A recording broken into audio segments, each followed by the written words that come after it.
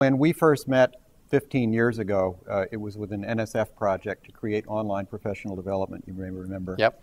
And just this week, in fact, I'm going back to NSF again to create a STEM pipeline project for minority students. And in terms of doing that, we've done a lot of research to find out what would be effective. And one of the things that's very interesting about that is that the idea, again, of what has been termed cascading mentorship is coming up. That was our original model in terms of having expert teachers help other teachers along the way. In the cascading mentorship model, which I think is going to emerge from the participants in this course, one is always working with someone to whom they are a protege. For example, me working with you right now. I've been trying to and working and learning from you for many years.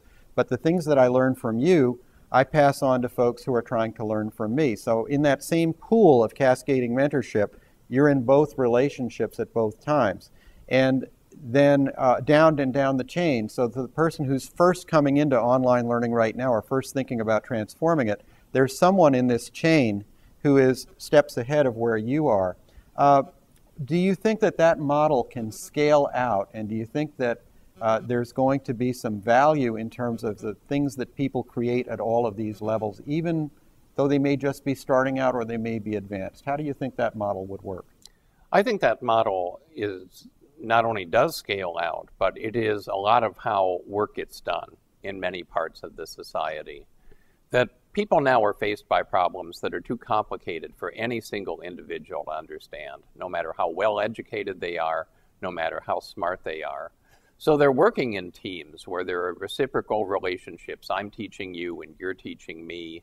And together, I have the tail of the elephant, you have the trunk of the elephant, somebody else has the ear. We put our knowledge together, and the whole becomes more than the sum of the parts. And that's important for teachers because learning is so complicated, and because we want kids to not only learn within the fields and disciplines, but to make connections between the fields and disciplines, which means that we as teachers need to do that. But it also is important because we need to model for kids not knowing something, learning how to find things when you don't know them, learning how to accept help from other people rather than saying, well, I'm supposed to be the expert in everything, and so I'm really threatened by the fact that I don't know this. It's very empowering to be in a classroom where teachers and students work together. Sometimes the teacher is the learner, sometimes the students are the learners. And so I think the cascading sort of up and down is a really powerful model.